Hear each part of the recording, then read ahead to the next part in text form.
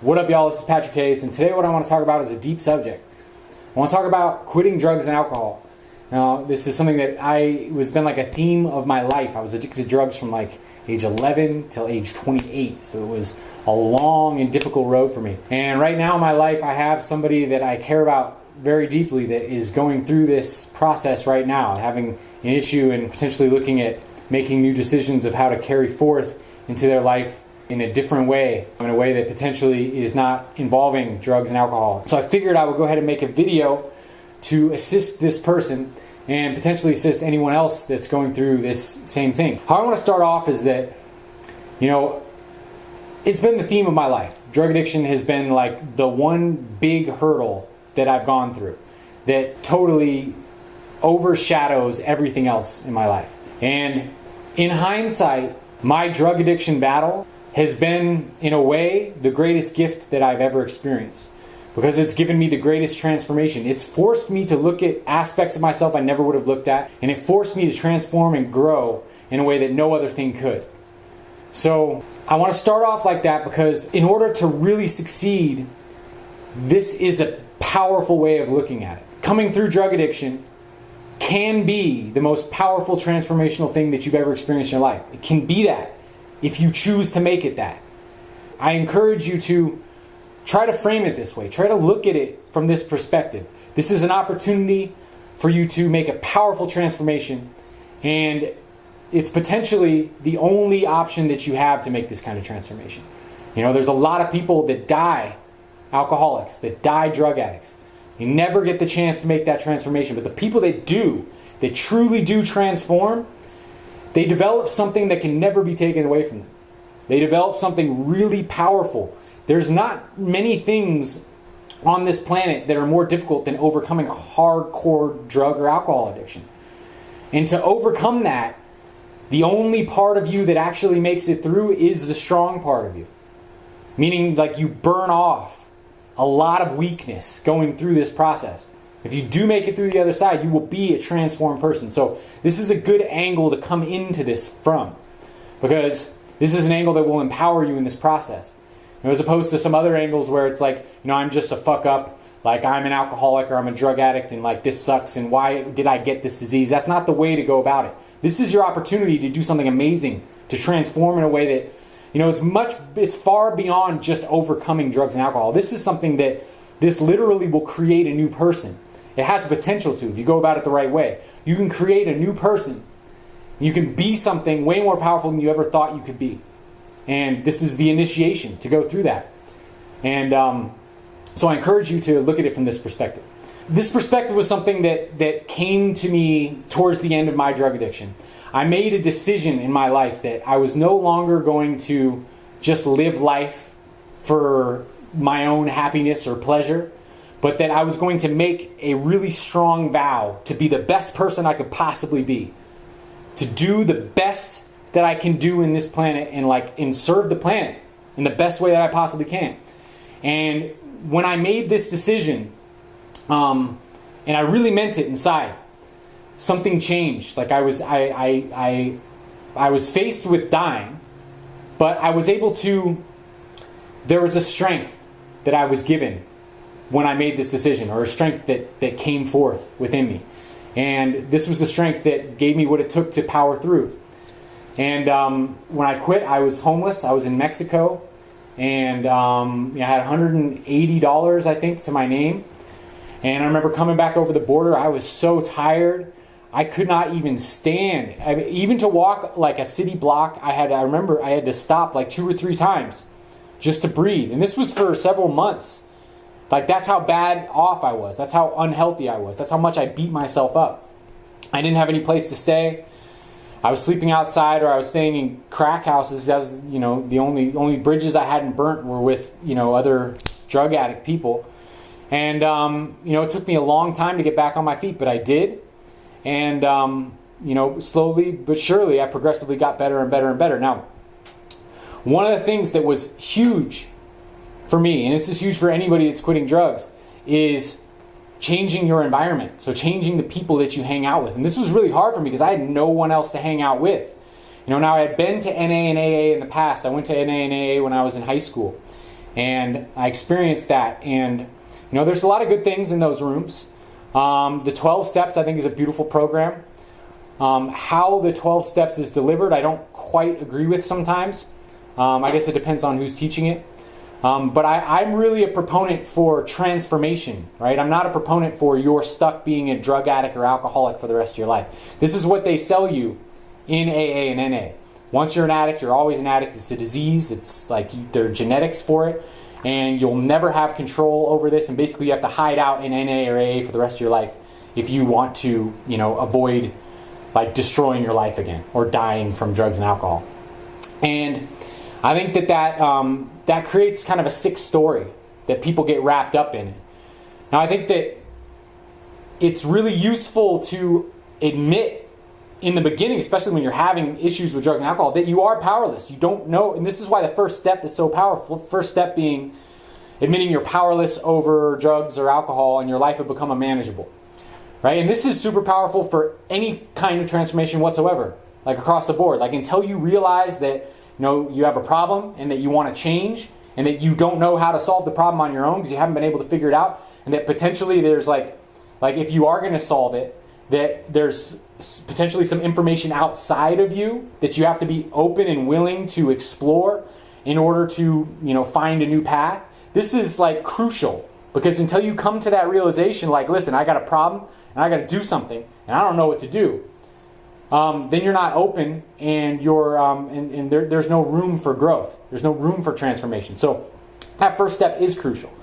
But like I was saying, like in my experience, and I've seen with other people too, like you're not stuck being a drug addict or alcoholic for the rest of your life. Like when you transform, you truly transform. It's not like you transform so that you can drink again responsibly. It's like, I don't want to drink. I don't want to do drugs, because I realize that the high or the drunk that I got from it, even though it might have been relieving or even enjoyable to me before, now since I know how to generate genuine joyous feelings on my own, I see how imbalanced those highs were. And I wouldn't want all of the baggage that comes with that kind of a high, right? I wouldn't want all of the negative things that come with it. So it's not like I'm saying like you transform and you're not an alcoholic anymore, therefore you can go drink responsibly. That's not what it's about. What I'm saying is when you transform, you transform. It's like not a thing anymore. But transformation isn't just like a simple process. And in the beginning, it's super, super important to find other circles to hang out with. And this is where NA and AA can be useful. It's a group of people that don't do drugs or alcohol. Now, a lot of people in NA or AA are, they're freshly sober too. A lot of them aren't even really doing a very good job at being sober. So they're like in and out of the rooms and getting fucked up. So it's not really always the best environment. And a lot of the people that are like the leaders that maybe have a couple years sober, their life can be in shambles too. And they're leading it. So it's not really always the best place to be in. But what is key is that you find some other people to hang out with that don't do drugs and alcohol, right? And preferably people that's just not their thing. They're just not into it. And but trying to quit on your own in the same old environments is like not going to happen. It's not going to work that way. Like you got to find a new life. You got to find a new social life. You can't hide out in your house and do nothing. You drive yourself crazy. And you can't try to go into those old environments that reinforce addictive kind of behavior and think that you're going to be super strong or use your willpower forever. Because all it takes is 10 seconds of a bad decision and it's like over again. You could be like off on another negative spiral. So finding new people to hang out with is key. It's super key. What I had to do is I went traveling the country and I went looking for new people. And I traveled all over the country and I found new people that didn't do drugs and alcohol. So essentially what I did was I worked on myself on 3 levels. The physical level, the emotional, mental level, and then the spiritual level. And this is what I recommend to all the people that I work with drug addiction. It's like you got to work on those 3 levels. Now first, like I said, you have to admit that you got a problem and you got to do something differently, right? But then you have to work on those 3 levels in order to actually transform yourself. Now on the physical, one of the things like I was just mentioning is like you got to find new environment, a healthy environment to be around, healthy people to be around. Now the other part of the physical is to start focusing on your health, because your health is the platform to your consciousness. Meaning that the healthier you are, the healthier your brain chemistry, the healthier your moods, the healthier your states are. And if anything is going to lead you towards doing drugs or alcohol again, it's getting in a funky state and spinning out mentally and then making a bad decision from that state. Start spending time healing yourself, taking herbs, getting into health. These kinds of things will give you a healthier mind state, which will make it a lot easier to deal with cravings and to deal with detox symptoms and all these kinds of things. So, physical health and changing your environment. So I went crazy into herbs. Like started watching every video on superfoods and super herbs. And if you've seen even, like, I have the superfood junkie video. It's like I'm super into that stuff. And that's how I got into it. It's like I had to heal myself. And a lot of the effort that I used to put towards getting high, a lot of money I put towards getting high, started putting towards health. And that was transformational for me. The next level was, mental and emotional. And I went through, I'm still working on this. How can I improve my psychology? How can I improve my emotional state? And there's many different ways of going about this. I studied all sorts of different psychology. I studied all sorts of power. Bashar was really big for me. I studied Tony Robbins. People like Jordan Peterson are amazing. Like, there's so many different angles. Like, choose what you resonate with, and go online, look for something. Maybe hire a psychologist. Like, do something to work on your emotional and mental space, because the reasons why people like us get fucked up is because there's something going on emotionally that we haven't been addressing, right? Now, oftentimes we might not even notice that there's something going on, because it's kind of like, this is like the air conditioner that's humming in the room beneath all the noise.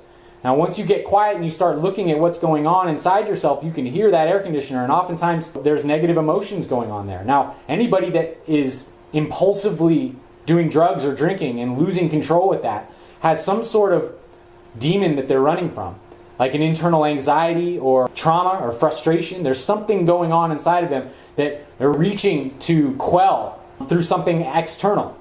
And, this goes beyond just drugs and alcohol. Drugs and alcohol is like a really effective way to shut that off. It has consequences. But, other people overeat, or they just go to movies, or they ignore it in another way. And the worst thing you can do is trying to just ignore the problem by doing something else other than drugs and alcohol. Because you're going to have the same problem, and eventually you'll be back doing drugs and alcohol again. Because drugs and alcohol, they actually give you the high. Most of these other things don't give you a high like that. So trying to pacify yourself with other things after you've had a pass with drug or alcohol, it's just like you're biding your time until you go get fucked up again and find yourself in the same position that you're in when you quit the first time. So maybe even a worse position. So anyway, I started getting into all that kind of stuff and doing personal work. Like, how do I transform this? What are my issues? I cried like 3 times a week, like for years.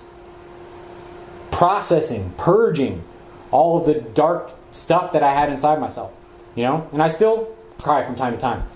Far less than that, but I went through, it was a deep transformational process. And I'm still going through, I'm still transforming.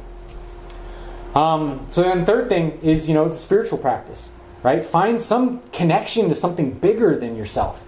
It's like, you can tell from my videos, I have a deep spiritual way about doing things. I study a lot of Rudolf Steiner. I really like Rosicrucian and Rudolf Steiner work, but I stay out of the dogmatic systems. I got into different Vipassana kind of meditations, other Buddhist practices. I've got into a lot of different, Eastern traditions and whatnot. I stay away from the dogmatic side of things. But I really practice a lot of the state technologies, meaning like how to raise your consciousness state using different meditation technologies. And I studied a lot of different sacred texts. And this has been like, this is where the real transformation comes. It's from opening yourself up to something greater than yourself, to the universe, right? Really opening up to a spiritual life and endeavoring on a path of higher virtue. How do I become more virtuous? How do I become more godlike? How do I explore the spiritual realm? How do I connect myself with spirit? And whatever resonates with you.